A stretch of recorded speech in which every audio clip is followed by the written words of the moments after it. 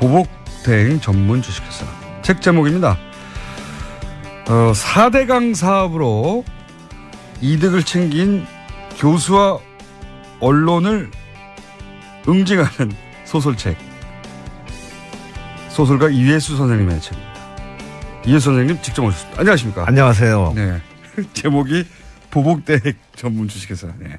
확 와닿습니다. 네. 내용이 근데 4대강 사업으로 돈을 챙긴 교수, 언론을 응징하는 겁니까? 네. 물론 중심에 이제 엔딩에서 특히 4대강 관련자들이 응징을 당하는데요. 어떻게 응징을 당합니까? 녹조라떼 일단 원샷하고 그리고 이제 그 원흉으로 상징되는 인물이 있습니다. 딱히 뭐 누구라고 이름을 거론할 수는 없습니다만은 소설 속에서는 MS로 지칭되죠. MS로 지칭되는. 예, 그 경상도 말로 문디 새끼의 그 이니셜입니다. MS로 지칭되는 소설 속의 인물. 예, 그래서 그 공주보에 거꾸로 처박혀서 녹조라떼 뒤집어 쓰고 거기서 설사하고 그러는 그 장면들이 나옵니다. 예. 아니 근데 왜 소설의 소재가 이게 10년 만에 10몇 년 만에 쓰신 소재 아닙니까? 네. 소재가 어떻게 4대강이 됐나요? 근데 제가 볼 때는 사실은 세상이 너무 썩어서 이제는 마침내 그 생명의 근원이 되는 물조차도 다 썩어 문드러지게 만들었는데 그것은 제가 생각할 때는 인간이 썩었기 때문에 물조차 썩는 시대가 왔다고 생각했습니다. 그래서 4대강이 그걸 상징한다고 보셨군요. 네네. 그리고 인간 세상을 썩지 않게 만들어야 되는 방부제 역할을 해야 할 사람들이 오히려 부패 촉진제 역할을 했다 이렇게 단정을 하고 이것을 소설 속에서라도 응징을 해야 되겠다 이렇게 생각을 했습니다. 응징의 주체는 누가 되는 겁니까 소설 속에서? 정동원이라고 하는 주인공인데요. 30살의 그 은둔형 외톨이입니다. 은둔형 외톨이. 외톨이인데 선생님의 저의 그 옛 모습이죠. 페르소나입니까? 소설 속에서. 그래서 그 젓가락 날립니까 그 친구가? 아니 그렇지는 않습니다만 나무들과 대화가 가능한 나무들과 대화가 가능한 채널로입니다. 나무들과 평소에 대화를 하다가 네네 이 4대강 사업이 끼치는 폐해를 직접 경험하고 본인이 직접 나서서 이들 응징하는 나무로부터 정보를 얻죠. 나무로부터 정보를 그러니까 그 응징을 당해야 할 사람들의 비리 누구를 만났는지 어떤 일을 했는지 이것을 집안에 다 나무 한 그릇씩은 뭐 화분이든 식물 하나씩은 키우지 않습니까? 그래서 그 백냥금이라고 하는 식물로부터 정보를 얻습니다. 식물들이 국정원 역할을 하는 거네요. 그렇습니다. 맞습니다. 국정원 식물들이 정보를 이 그 30살의 주인공에게 전해주고 원래는 이제 나무들과 대화하고 이렇게 자연 속에 살던 인물인데 도저히 그냥 지나갈 수는 없다. 그래서 차단했습니까? 이 사람들은? 그 식물들을 대개 보면은 거의 그 동물하고 다른 점이 뭔가 하면은 한 자리에 붙박여서 딱 선체로 다 생존을 의식주 문제를 해결하지 않습니까? 그래서 저는 조금 동물들보다는 그 생존에서 상당히 좀 신사적이고 그야말로 헌신적인 이런 생명체로 이 4대강의 그 욕망에 그 매몰된 인간들을 동물 쪽이라고 보셨고. 그렇죠. 그렇습니다. 자기 자리에서 자기 역할을 해나가는 소시민들을 이제 식물적이라고 보신 거네요. 그래서 이런 소시민이 복수에 나서는. 그렇습니다. 녹조 라떼를 퍼먹게 함으로써. 설사를 하게 만들고. 그리고 뭐 그 이제 고양이 이마에다가 대못을 박는 또 젊은이가 하나 나옵니다. 그래서 뭐 동물을 학대한다든가. 그 다음에 또 어린이를 학대한다든가. 또는 이제 정치적인 권력을 이용을 해서 그 부당하게 이득을 취한다든가 사람을 괴롭히는 이런 이제 정치가들도 응징을 당합니다. 국회의원들이 네. 그 소설 속에서는 풍자 소설이라고 말하자면 그 제가 생각할 때 우리 문학의 장점은 고전부터 현대에 이르기까지 깊은 해학과 철학이 담겨 있죠. 그래서 저는 그 해학과 풍자가 사실 우리 소설의 장점이라고 생각합니다. 선생님 소설이 항상 그렇긴 한데, 근데 이 소설은 또 특이한 것이 웹소설이라는 형태로 처음에 시작된다. 네. 웹소설이라는 게 인터넷에 연재하는 소설인 겁니까? 그렇습니다. 웹툰처럼. 웹툰 요즘 만화 연재 많이 하는데 소설책을 그러면 이 소설을 달락달락 계속 연재 오신 거예요? 네. 이거 몇 년간 연재하신 겁니까 이게? 몇 달 되지 않았습니다. 그러니까 그 웹소설은 거의 그 일주일에 5번 정도를 쉬지 않고 연재해야 되기 때문에 매일매일 하시는 거예요. 그래서 상당히 빠른 기간 내에 작품도 제가 이제 제작을 했고요. 이런 형식을 취하신 이유가 뭔가요? 이제는 소설도 혁명이 필요한 시대가 왔다고 생각을 합니다. 책도. 그러니까 너무나 많은 재미있고 그리고 독자를 서점으로부터 뺏어가는 이런 매체들이 만연해 있기 때문에. 팟캐스트 같은. 그래서 맞습니다. 그 열등감 굉장히 느꼈어요. 저는 사실 팟캐스트 이런 거 보면은 막 조회수 엄청나게 올라가지 않습니까? 근데 사실은 책은 안 팔리는 시대가 왔습니다. 그래서 이제 혁명이 필요하다. 책의 형식에도. 네네. 그래서 그러면 이런 웹소설의 형식이면 실제 중간에 끊임없이 피드백을 받아서 그 줄거리도 바뀌어갈 수도 있고 그렇잖아요. 네. 약 그 3,000명 정도가 사실은 그 댓글을 달았고요. 그리고 40만이 넘는 구독자가 최단기간에 그 소설을 구독했습니다. 선생님 소설이 항상 뭐 인기니까요. 근데 이게 외부로 연재되니까 더더군다나 본인들이 이 소설이 어떻게 진행될지에 대해서 참여하고 싶기도 했을 것 같고 그런 것도 영향을 주면서 이렇게 주고받는 소설이 됐나요? 실제 영향을 받으셨어요? 제가 댓글은 달았습니다만은 이제 어쨌든 기존 그 소설 속의 기전은 제 소설이 홍익인간의 정신에 부합하는 소설이 되기를 바랬습니다. 그러니까 인간을 널리 이롭게 하는 소설이 됐으면 이런 생각을 했죠. 제가 궁금했던 건 뭐냐면 웹에서 이렇게 실시간으로 피드백이 있으면 주고받으면서 소설이 발전해 가고 방향도 그렇습니다. 영향을 그렇죠. 미칩니다. 그래서 사실은 마지막 부분에 제가 이제 독자들께 질문을 던지는 게 하나 나옵니다. 그리고 모든 독자가 그 질문에 갇혀버리게 만드는 이런 전략이 사실은 댓글들을 통해서 제가 느끼게 된 발견해낸 방법입니다. 그러니까 소설가하고 독자들이 일종의 공동 작업을 해가며 소설을 완성해 가는 거네요? 뭐 거의 그렇게 보시면 좋죠. 웹소설은 특히. 이런 거 처음 해보셨죠? 처음입니다. 반응이 뜨겁고 그래서 책으로 이제 출판되는 거고. 네네. 앞으로도 이런 형식의 웹소설이 더 나올 수도 있겠네요? 그렇습니다. 우리나라에서 이렇게 웹소설이 본격적으로 기성의 작가에 시도된 적이 있나요? 네. 뭐 박범신 작가라든가 또는 조정래 선생 같은 경우에는 실제로 먼저 책 내기 전에 연재부터 했었습니다. 근데 이제 소설책을 이미 탈고해 놓고 그걸 웹에 연재하는 것과 소설책을 소설을 독자들과 함께 계속 만들어가는 건 다른 거잖아요. 다르죠. 그런 형식을 취하신 거죠, 이번에는? 근데 거의 쫓기는 기분은 못 버립니다. 그래서 이게 마감이 작가를 만드는 형식이구나 이런 생각을 했었어요. 매일매일 조금씩 쓰면서 그중에 피드백을 받아서 소설이 살아 움직이면서 독자와 함께 계속 이야기가 발전해가는. 재밌겠습니다. 보복대행 전문 주식회사라는 책이고요. 그래서 이제 결국은 보복은 좀 소박하네요. 녹차 라떼를 퍼먹이는 것으로. 많이 먹나요? 많은 인물들이?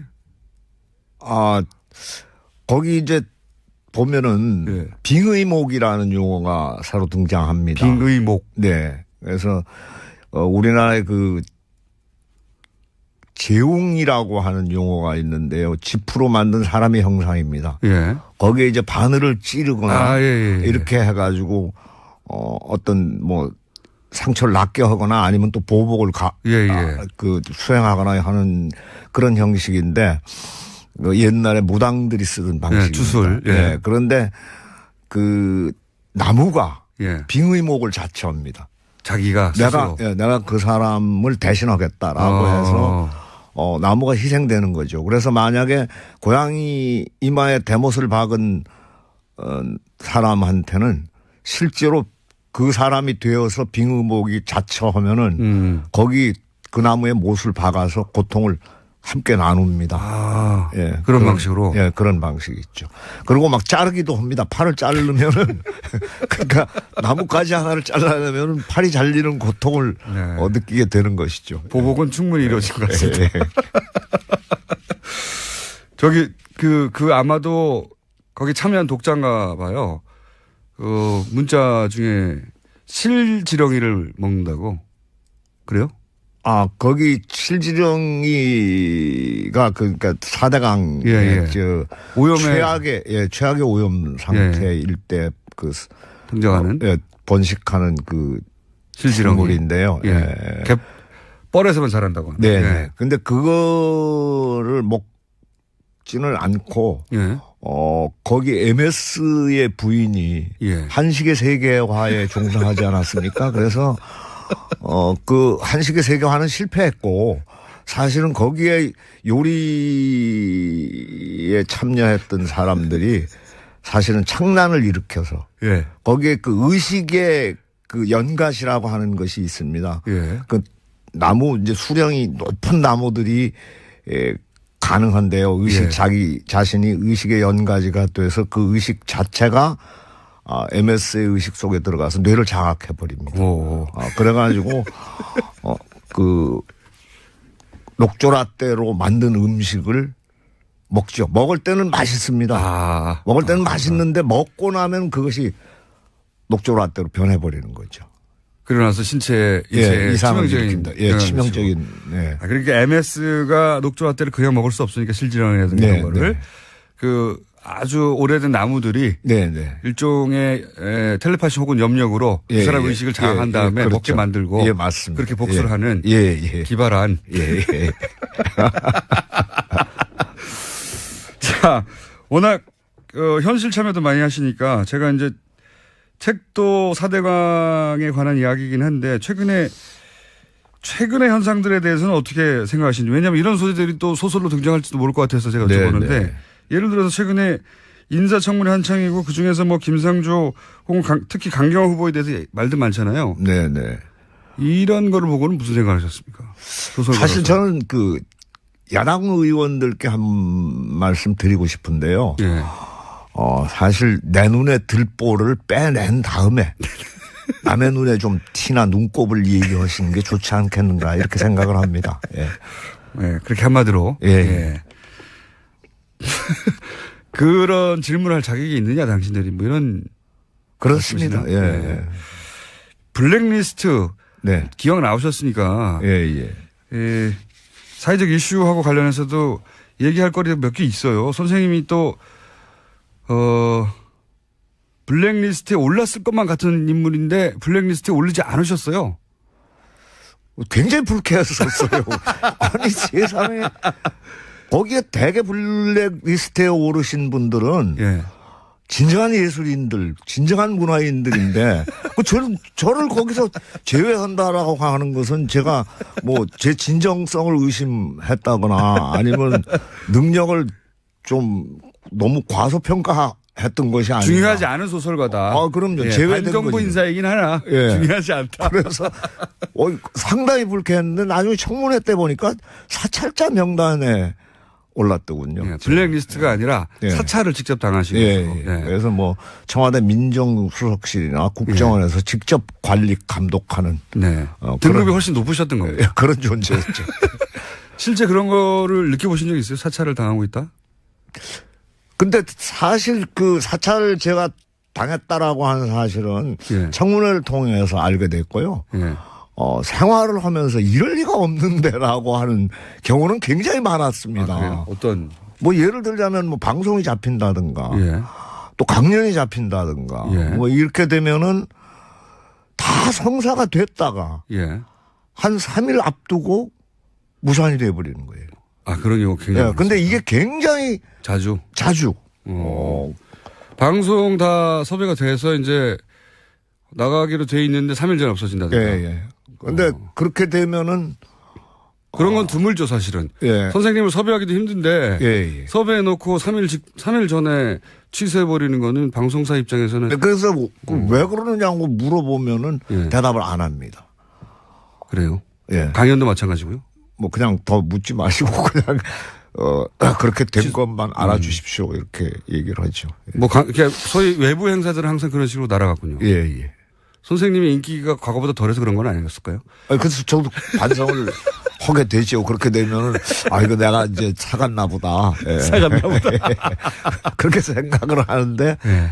사실 쌀이 몇 번 떨어지고, 각박해지기 시작하면서, 예. 섭외 오면 다 나가려고 했는데. 예. 상당히 참 불편했었어요. 예. 살기가. 그거는 저도 비슷한 경험을 많이 해봤기 때문에. 네. 사찰의 결과인지는 모르겠으나, 섭외가 됐다가 날아가거나. 네. 그런 경우 많죠. 네. 저도, 뉴스공장 전에, 네. 특히 사실은 관에서 하는 일들은 일체. 그렇죠. 그건 아예 기대를 말아야 되고. 기대할 이유가 없죠. 방송국에서도 그렇고, 방송국에서 저도 MC 제안이 왔다가 날아간 경우가 많습니다. 네. 뉴스공장 이전에. 그런 일을 많이 겪으셨구나. 근데 알고 봤더니 이렇게 사찰 명단에 있었더라. 네네. 일반인으로 사찰 명단에 올라가기는 쉽지 않은데 말이죠. 아주 마음에 안 들었나 봅니다. 정권이. 저는 몇 번 관계자들로부터 고백을 받은 적도 있습니다. 사실. 어떤 종류의 고백?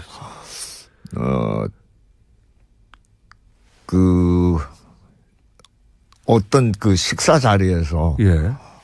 이제 상당한 사회적 지위를 가진 예. 간부로부터 사실은 예. 이명박 정부 때 얘기인데 예. 제가 관심사병들 교육을 계속 했었어요. 예. 제가 사는 화천 지역에는 3개 사단이 주둔하고 있습니다. 그런데 이 관심사병이 하나 생기면은 정말 많은 사람들이 불편할 뿐만 아니라 지역 경제에도 지대한 영향을 미칩니다. 예. 그래서 외출 외박이 금지되어 버리니까요. 예. 그래서 저는 특히 또 관심사병들한테 관심과 애정 가지고 이제 교육을 쭉 해왔었는데 저한테 교육받은 사병들은 단 한 건의 사고도 3년 동안 없었어요. 예.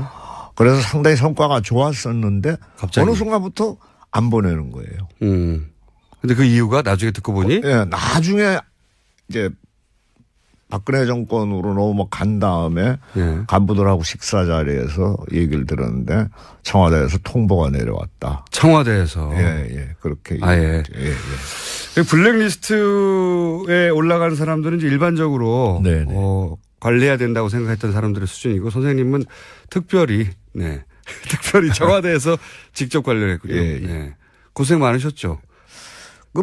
라디오 하나 제가 하고 있던 게 있거든요. 이예수의 언중육해라고 그래서 사실은 MB 정부를 맹렬하게 이제 질책하는 이런 라디오에서만 그러셨나요? 내용이었는데 어쨌든 다 해체되어 버렸습니다. 그렇게 이제 쌀독에 쌀이 떨어지고 고생하시다가 이제 12년 만에 낸 책이 보복대행 전문 주식회사입니다. 이제 곧 나옵니까? 아니면 나와 있습니까? 나왔습니다. 네. 나왔습니다. 서점에 찾아보시고요. 오늘은 여기까지밖에 시간이 없는데 저희가 앞으로 자주 모셔야 될 것 같아요. 네. 그죠? 네. 그래 주시면 좋죠. 제가 이제 독자들께 질문을 던지는 게 하나 나옵니다. 그리고 모든 독자가 그 질문에 갇혀버리게 만드는 이런 전략이 사실은 댓글들을 통해서 제가 느끼게 된 발견해낸 방법입니다. 그러니까 소설가하고 독자들이 일종의 공동 작업을 해가며 소설을 완성해가는 거네요. 뭐 거의 그렇게 보시면 좋죠. 예, 웹소설은 특히 이런 거 처음 해보셨죠? 예, 처음입니다. 예. 반응이 뜨겁고 그래서 책으로 이제 출판되는 거고. 네네. 앞으로도 이런 형식의 웹소설이 더 나올 수도 있겠네요. 아, 그렇습니다. 예. 우리나라에서 이렇게 웹소설이 본격적으로 그 기성의 작가에 시도된 적이 있나요? 네. 뭐 박범신 작가라든가 또는 조정래 선생 같은 경우에는 실제로 먼저 책 내기 전에 연재부터 했었습니다. 근데 이제 소설책을 이미 탈고해 놓고 그걸 웹에 연재하는 것과 네. 소설책을 그 소설을 독자들과 함께 계속 만들어가는 건 다른 거잖아요. 다르죠. 예. 네. 그런 형식을 취하신 거죠, 이번에는? 근데 거의 그 쫓기는 기분은 못 버립니다. 그래서 이게 마감이 작가를 만드는 형식이구나 이런 생각을 했었어요. 매일매일 조금씩 쓰면서 그중에 피드백을 받아서 소설이 살아 움직이면서 독자와 함께 계속 이야기가 발전해가는. 예. 재밌겠습니다. 보복대행 전문 주식회사라는 책이고요. 그래서 이제 결국은 보복은 좀 소박하네요. 녹차 라떼를 퍼먹이는 것으로. 많이 먹나요? 많은 인물들이? 거기 이제 보면은 빙의목이라는 용어가 새로 등장합니다. 빙의목. 네. 그래서 우리나라의 그 재웅이라고 하는 용어가 있는데요. 지프로 만든 사람의 형상입니다. 예. 거기에 이제 밖에 만들어야 되는 방부제 역할을 해야 할 사람들이 오히려 부패 촉진제 역할을 했다. 이렇게 단정을 하고 이것을 소설 속에서라도 응징을 해야 되겠다. 이렇게 생각을 했습니다. 응징의 주체는 누가 되는 겁니까? 소설 속에서. 정동원이라고 하는 주인공인데요. 30살의 그 은둔형 외톨이입니다. 은둔형 외톨이. 외톨이인데. 선생님의 저의 그 옛 모습이죠. 페르소나입니까? 소설 속에서. 그래서 그 젓가락 날립니까? 그 친구가? 그렇지는 않습니다만 나무들과 대화가 가능한. 나무들과 대화가 가능한. 채널로입니다. 나무들과 평소에는 대화를 하다가. 네네. 이 4대강 사업이 끼치는 폐해를 직접 경험하고. 본인이 직접 나서서 이들을 응징하는 나무로부터 정보를 얻죠. 나무로부터 정보를 그러니까 그 응징을 당해야 할 사람들의 비리. 누구를 만났는지 어떤 일을 했는지 이것을 집안에 다 나무 한 그릇씩은 뭐 화분이든 식물 하나씩은 키우지 않습니까? 그래서 그 백냥금이라고 하는 식물로부터 정보를 얻습니다. 식물들이 국정원 역할을 하는 거네요. 그렇습니다. 맞습니다. 국정원 식물들이 정보를 이 그 30살의 주인공에게 전해주고 원래는 이제 나무들과 대화하고 이렇게 자연 속에 살던 인물인데 도저히 그냥 지나갈 수는 없다. 그래서 차단했습니까? 이 사람들은? 그 식물들을 대개 보면은 거의 그 동물하고 다른 점이 뭔가 하면은 한 자리에 붙박여서 딱 선체로 다 생존을 의식주 문제를 해결하지 않습니까?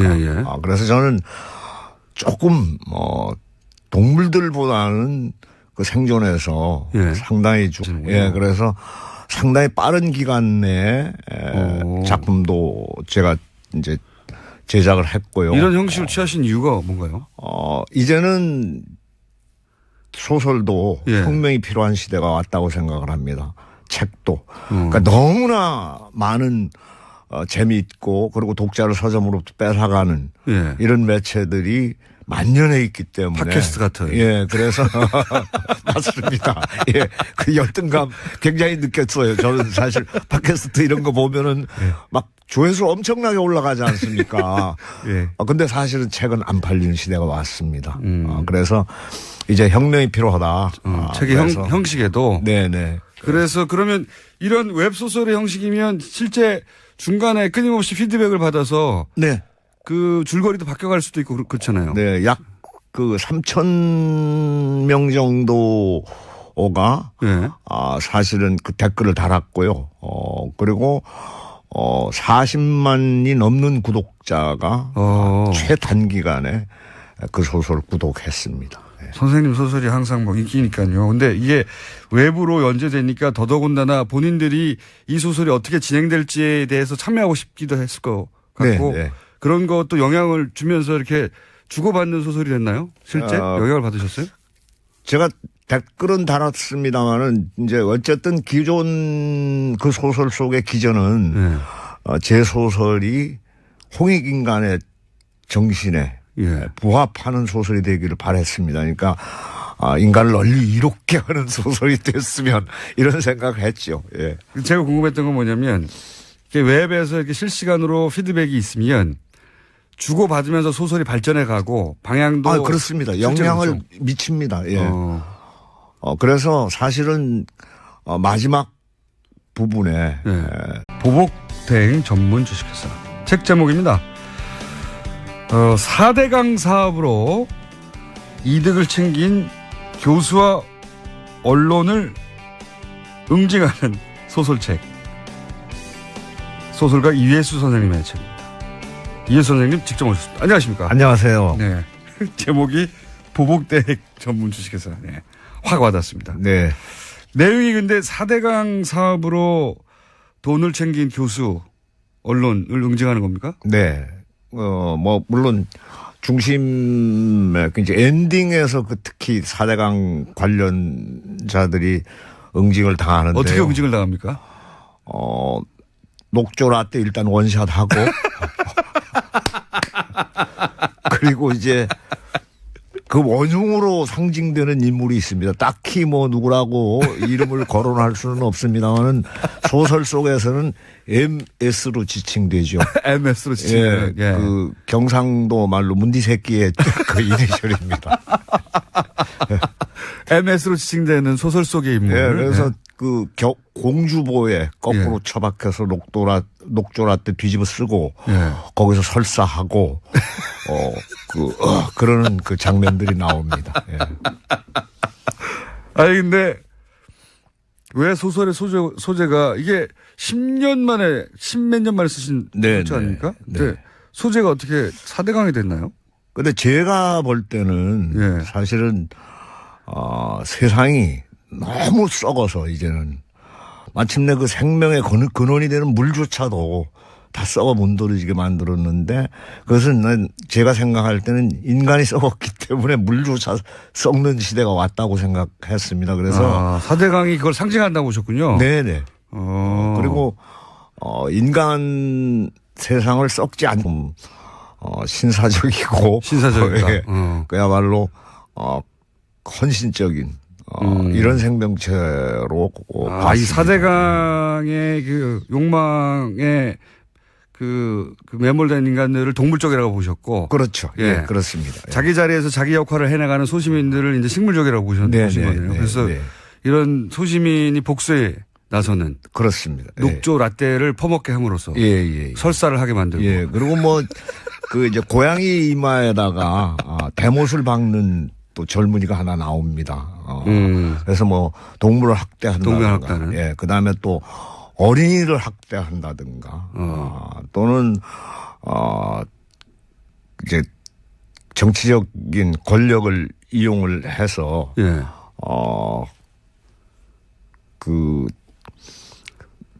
부당하게 이득을 취한다든가 사람을 괴롭히는 이런 이제 정치가들도 응징을 당합니다. 국회의원들이 네. 그 소설 속에서는 풍자 소설이라고 말하자면 그 제가 생각할 때 우리 문학의 장점은 고전부터 현대에 이르기까지 깊은 해학과 철학이 담겨 있죠.